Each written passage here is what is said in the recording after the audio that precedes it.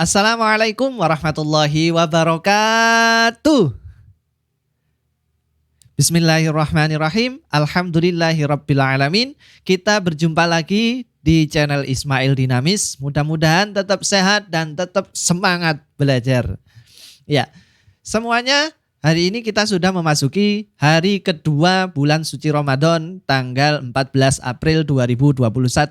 Nah, pada kesempatan kali ini kita akan membahas bersama, ada pertanyaan dari adik-adik di rumah. Kemarin ada yang bertanya, begini pertanyaannya, bagaimana hukumnya puasa tapi tidak sholat? Wah, gimana ya hukumnya puasa tapi tidak melaksanakan sholat? Nah, kita akan bahas bersama pada kesempatan kali ini. Tapi kita buka dulu dengan bacaan basmalah. Mudah-mudahan Allah selalu memberikan kita ilmu yang bermanfaat. Bismillahirrahmanirrahim. Nah, puasa tapi tidak sholat. Bagaimana hukumnya? Nah, kita ketahui sholat. Sholat ialah amalan pertama yang dihisab oleh Allah di akhirat kelak. Ini menurut hadis riwayat Ibnu Majah. Kemudian ada lagi hadis berikutnya, yaitu batas antara hamba mukmin dan kafir ialah meninggalkan sholat. Maksudnya meninggalkan sholat dapat menjadi perantara seorang menjadi kafir. Nah, dari dua hadis tadi menjelaskan bahwa sangat penting kita melaksanakan sholat, kita mengerjakan sholat. Sholat itu adalah ibadah wajib, ibadah pokok umat Islam yang tidak bisa ditawar-tawar lagi dan tidak bisa diwakilkan, karena ini adalah kewajiban fardu ain bagi tiap muslim, yaitu mengerjakan sholat. Dan kita tahu tadi batas dari orang mukmin dan orang kafir hanya pada sholatnya. Jadi orang yang meninggalkan sholat disebut kafir. Orang yang tetap sholat adalah termasuk orang mukmin. Kemudian muncul pertanyaan, bagaimana hukumnya mengerjakan puasa tapi tidak mengerjakan sholat? Pertanyaan kedua, apakah puasanya masih dihukumi sah, mengingat sholat sebagai amalan utama dan paling pokok? Nah, dari pertanyaan dua tadi, kita tidak bisa langsung menjudge seseorang batal atau tidak. Tapi kita harus tahu alasan kenapa seseorang itu meninggalkan sholat.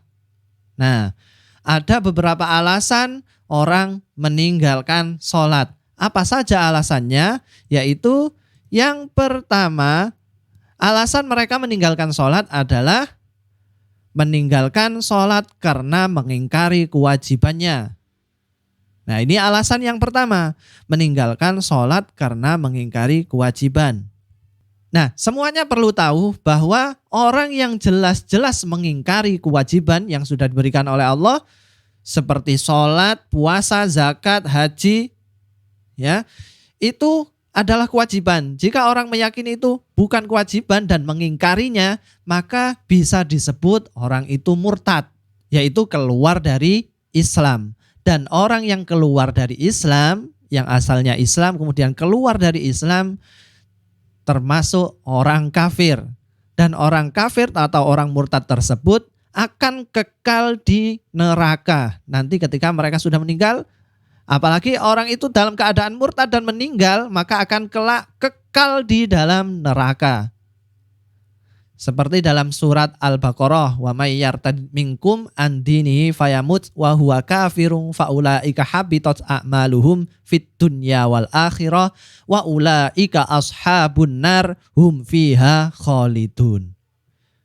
Orang-orang murtad yang keluar dari Islam, kemudian mereka mati, amal perbuatannya semenjak Islam tidak dihitung, amalnya pun sia-sia. Dan mereka akan tetap dimasukkan ke dalam neraka secara kekal di dalamnya. Na'udzubillah min dzalik. Mudah-mudahan kita tidak termasuk dari orang-orang murtad tersebut. Yang kedua, alasan mereka yaitu meninggalkan sholat karena malas. Nah ini, meninggalkan sholat karena malas. Tahu kan? Meskipun kita sibuk, meskipun kita sakit, keadaan apapun, sesulit apapun, tetap kita wajib mengerjakan sholat. Jangan sampai kita alasan sibuk, tidak sempat sholat. Nah ini alasan yang tidak boleh kita lakukan. Nah untuk alasan yang kedua ini, tidak mengerjakan sholat karena malas, mereka tetap dihukumi muslim. Dan puasanya tetap sah. Tapi nilai puasanya sia-sia, tidak mendapatkan pahala. Jadi pahalanya berkurang. Jika kita sudah lapar-lapar sejak subuh sampai maghrib, tapi kita tidak sholat, pahala kita tidak ada. Dan perbuatan kita puasa dari subuh sampai maghrib sia-sia, tidak diganjar oleh Allah, tidak diberikan pahala oleh Allah. Nah, maka dari itu ayo kita rajin melaksanakan sholat. Saking pentingnya sholat, Isra Mi'raj, Allah menemui langsung kepada Nabi Muhammad tanpa perantara malaikat Jibril. Jadi Nabi Muhammad naik ke Sidratul Muntaha, langit ke-7, menemui Allah dan mendapatkan perintah sholat. Itu saking pentingnya, jangan sampai ditinggalkan. Tidak melalui perantara malaikat Jibril seperti ayat-ayat yang lain, perintah-perintah yang lain melalui perantara malaikat Jibril. Tapi sholat Allah langsung menyampaikannya kepada Nabi Muhammad.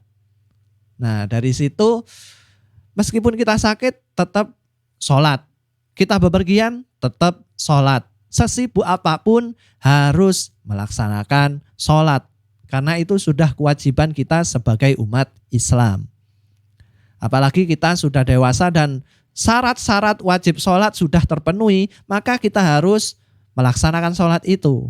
Nah bagi orang yang sudah terlanjur puasa dan tidak melaksanakan sholat, sholatnya harus diganti, harus diqodho. Jangan sampai sholatnya dibiarkan, sholat lak wingi, sekarang sholat hari ini, yang kemarin biarkan. Nah sampean punya hutang sholat di situ. Jangan sampai kita punya hutang. Ya, nanti di akhirat ditanya sama malaikat mungkar dan nakir, ditanya, kamu tidak sholat, pentung. Berapa kali kamu nggak sholat, dipentungi itu kamu. Ya, kita bukan menakut-nakuti, ya, karena kita ngaku Islam, kita ngaku yakin iman kepada Allah, yakin kepada Rasul, tapi kita tidak sholat. Nah itu bagaimana? Kita sudah diberikan nafas, diberikan kesehatan, kuat, kita tidak beli. Kita dikasih oleh Allah. Rasa syukur kita kepada Allah, ya kita tunjukkan, kita sholat, kita menyembah kepada Allah. Kita cinta kepada Rasulullah. Apa yang dilakukan Rasul kita tiru. Kita kerjakan. Perintah dari Allah kita kerjakan. Larangan dari Allah ditinggalkan. Nah di situ ayo kita bareng-bareng kita puasa, kita juga sholat. Jangan sampai puasa tapi tidak sholat. Eman-eman tidak dapat pahala puasanya. Nah demikian kita simpulkan bersama. Orang yang puasa tapi tidak sholat karena meninggalkan sholatnya, karena mengingkari kewajiban, maka disebut murtad. Puasanya otomatis tidak jadi, tidak sah atau batal. Kemudian ada puasa, orang puasa tidak sholat dan alasan tidak sholat karena sibuk, karena malas, puasanya tetap sah. Tapi sholatnya harus diganti di lain waktu, harus diqodho, harus dibayar. Itu termasuk hutang sholat. Nah demikian penjelasan dari Pak Ismail, mudah-mudahan bermanfaat bagi kita semua. Jika suka video ini jangan lupa share, like, dan komen jika ada pertanyaan yang lain. Dan jangan lupa subscribe untuk mendapatkan notifikasi video terbaru dari channel Ismail Dinamis. Kita akhiri pembelajaran hari ini dengan bacaan hamdalah bersama. Alhamdulillahirabbil alamin. Kita akhiri. Wassalamualaikum warahmatullahi wabarakatuh. Dadah.